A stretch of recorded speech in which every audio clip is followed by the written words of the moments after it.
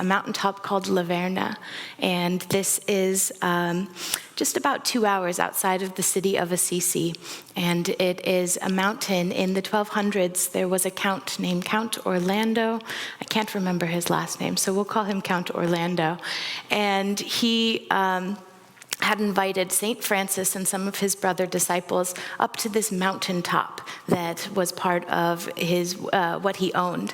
And he was intrigued by the teachings of St. Francis and intrigued by Francis's vibration, but maybe not 100% sold yet on that bhakti spirit that St. Francis embodied. And so he invited Francis up, and Francis was spending time here in retreat. And one evening, the Count was awake late at night, and he came across St. Francis standing and kneeling in front of an altar, calling out to Divine Mother, to God, with great love, with great devotion, calling upon that divine spirit. And he was overtaken by the devotion of St. Francis, and he gifted this mountaintop to St. Francis. And Francis spent many years of his life there with some of his brother disciples, and living in all of the little mountain caves and spending time in retreat. And there are two significant things that happened on this mountaintop. The first is what I'd like to talk about today. Now they've built a beautiful monastery that surrounds the whole mountaintop, and you can walk through all of these different places. There's a beautiful chapel. There's a rock that St. Francis was standing on when he received the stigmata. He was praying to Jesus Christ, and he said, "Let me feel all of your pain and all of your joy." And in that moment, he received the stigmata and received that feeling of all of that pain and all of that joy.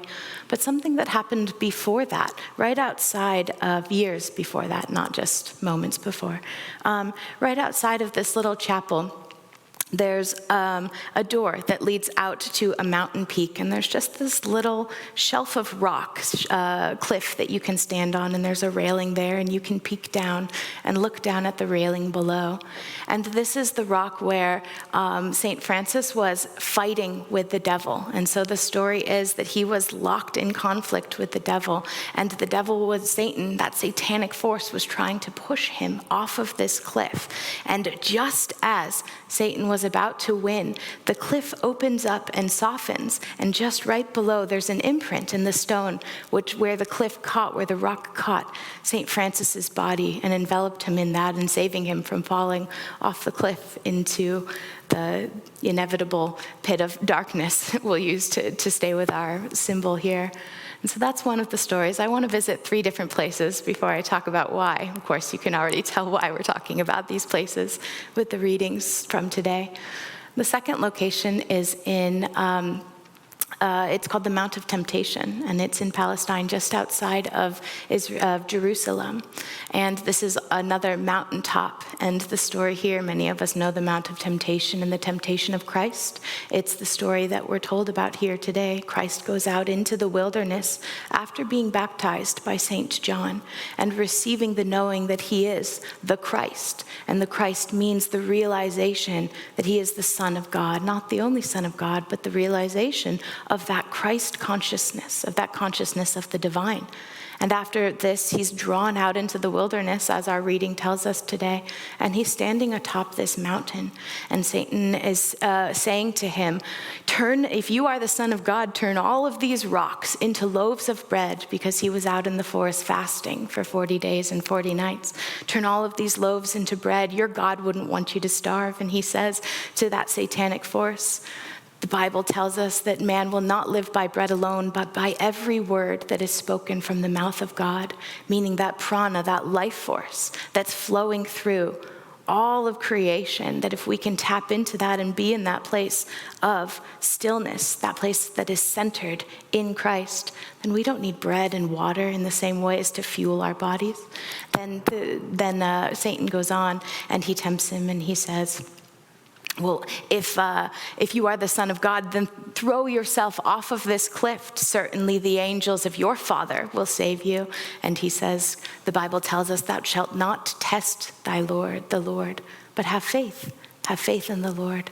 And then finally, in his final attempt, Satan says to him, takes him to the top of this mountain, and he says to him, I can give you all of this, everything that you are promised as the Son of God. I can give it to you now in this moment. It's all yours. And Jesus rejects the offering of the power and the rulership and all of the kingdoms of God. And in that moment, Satan disappears and the angels come and are with him. And the final place that I'd like to take us is also in Israel, in Jerusalem, and it's the Church of Peter. And the Church of Peter, it's now a beautiful church, but in the time of Jesus, it was actually the house of Caiaphas. And it's the place where Jesus was held the night before he was crucified. And so as he was being taken and tried, and committed, he was held in Caiaphas's house. And when you walk into what is now this beautiful church that's there, you walk into the front of the church, and the first thing that you can see is a large plexiglass panel. And you can look down into that panel and you see, not very good with distance, so I'm going to say a 20 to 25 foot tunnel, but at any rate, it's really deep down there, for lack of hyperbole. When you look down at it, you can feel how deep it is. And this is a tunnel, the prison that Jesus was held in the night before that he was crucified. And they have images of how they would holster him in on ropes and lower him down and then bring him back up because there were no windows or stairs. He was simply lowered into this hole, into this tunnel in the ground. And now they've built stairs that you can walk down, and you can actually walk down into the bottom of that tunnel and stand underneath it and look up.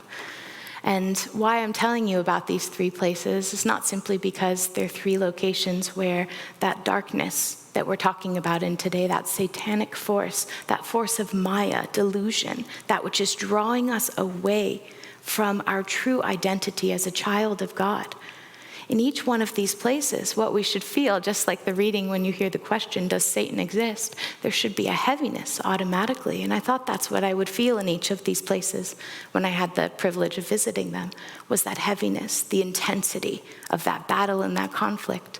But what each of these places actually represented, and in each one of them, all that I could feel when I was there was a feeling of joy, unconditional, unbounding joy, just lifting us out, expanding our hearts. As I was standing in that tunnel looking up, thinking about what it would have been like to be Jesus Christ, knowing what was about to happen, and to feel that intensity of joy in that moment.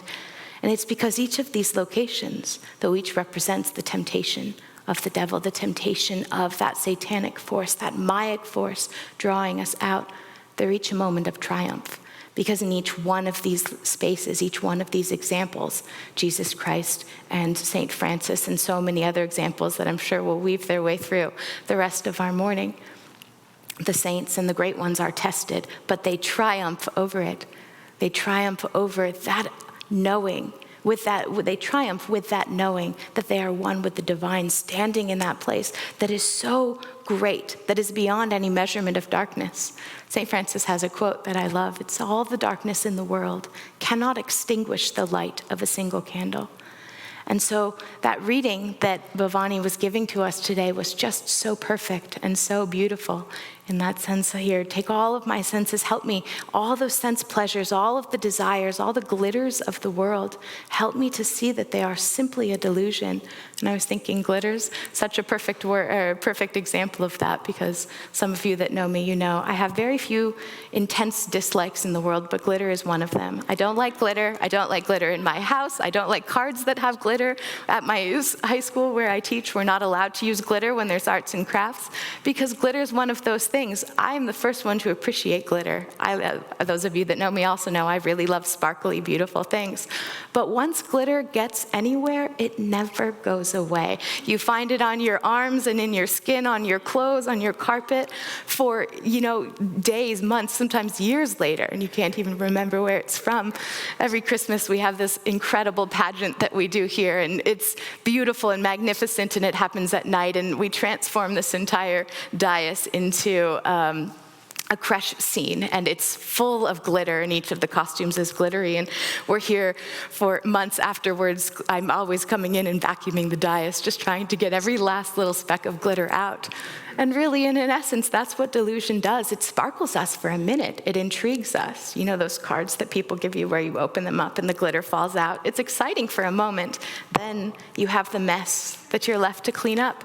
And that's sort of how desire is for each one of us, isn't it? It's there, and we're excited for just a moment, whatever it may be. Maybe we're on that diet, and we're just going to take a little taste of that chocolate cake, and suddenly half the cake is gone. Or we're having an argument with our partner, and we're saying, no, I'm going to stay centered and calm and present in this. I'm going to be the voice of reason here, and they just push that one button that they know how to push, and there we go. Reason has gone out the window.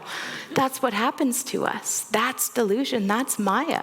And so as I was thinking about this question and what it means for us, hopefully none of us are going to be tested or tempted by the devil in the ways that we see that satanic force in the lives of Jesus or the life of St. Francis in these ways where it's so intense and we're struggling on that mountaintop being pushed off.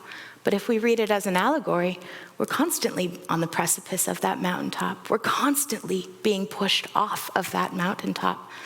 And the question is, do we have the faith to allow God to open up and soften that rock for us, to find that landing, to hold us?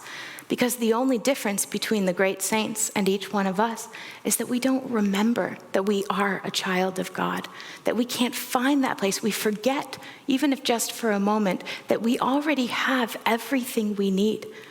The force of Satan that Yogananda gives his declaration to and says, I can put my claim with others, that satanic force, that force of darkness is present. It's an impersonal force of Maya. That's why I like the word Maya even more than Satan. I grew up Catholic, and so, Satan was a big part of our conversations growing up, but Maya feels more impersonal in that sense that it's that force which is drawing us deeper and deeper into the belief that we are not worthy of God's love. And that's simply what we're looking at. Every time that we get drawn out into the world, it's that question, am I worthy of God's love? Can I stand heart wide open in the divine light and be an embodiment of that joy? And that question we get to ask every single day. We get tempted constantly in that same way, not to the same grandeurs. I was thinking about the as I said, I grew up Catholic, so for me it was the 7 deadly sins. But here on the yogic path, Sri Yukteswar, who was Yogananda's guru, he has the 8 meannesses of the heart. And they're very similar: lust, greed, envy, pride, gluttony. I could go on, but we get the point of them.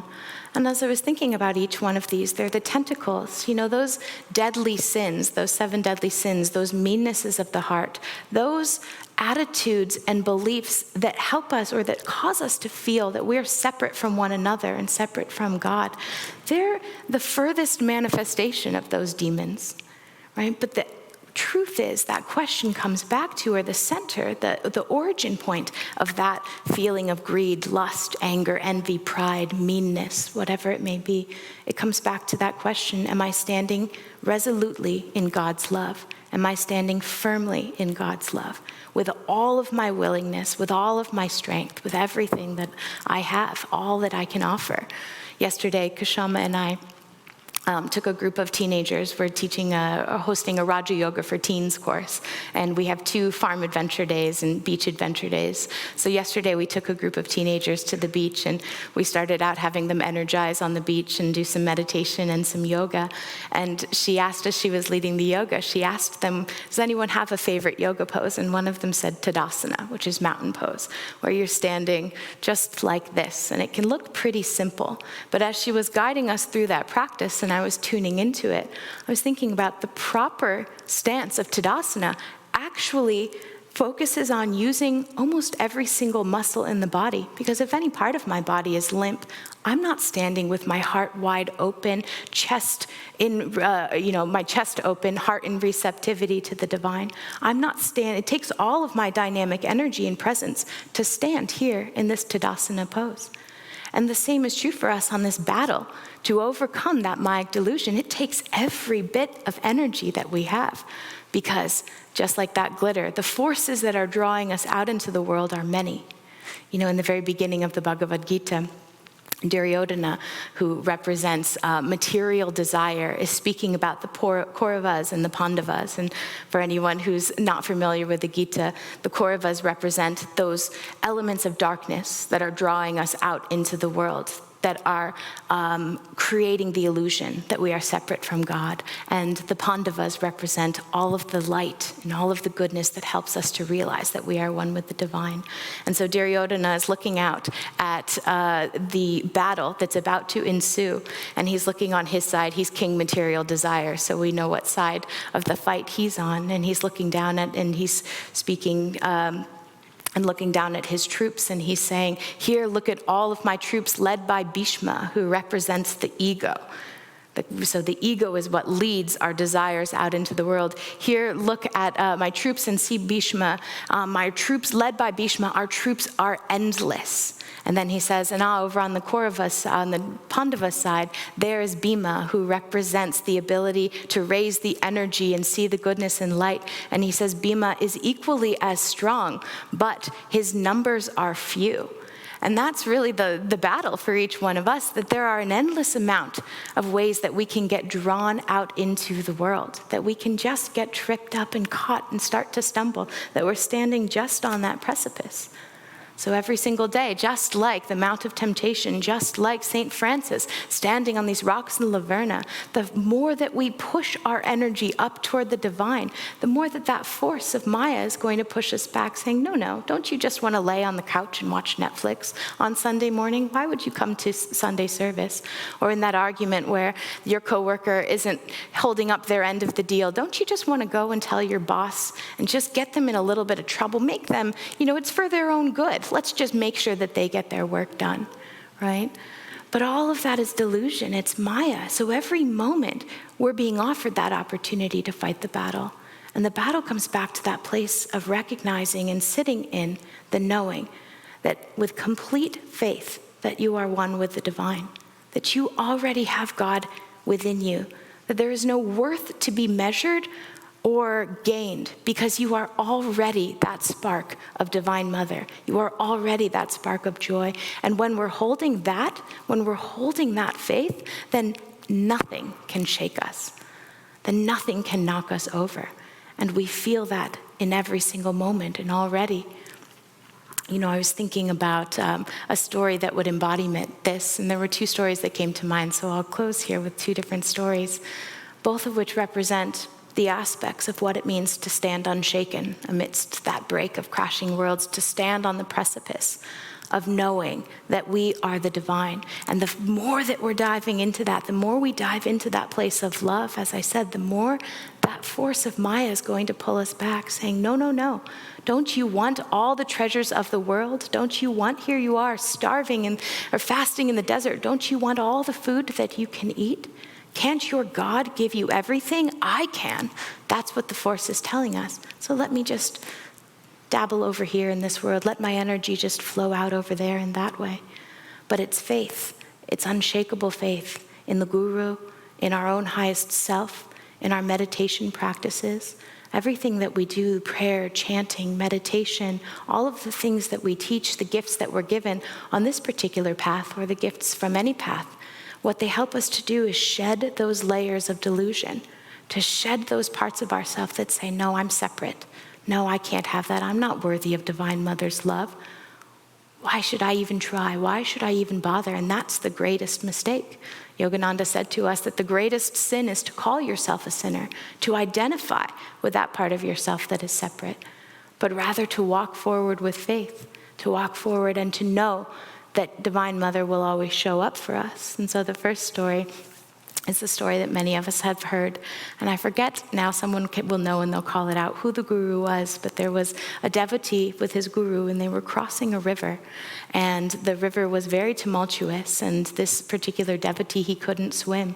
And his guru was on the other side of the river, and he was so overcome by the sight of his guru, the faith in his guru, the desire to be next to his guru, that he just started racing across the tumultuous river. And with each place that his foot landed, a lotus petal, a lotus leaf appeared, and he walked across the river to his guru, knowing that at the other side his guru would protect him and would hold him.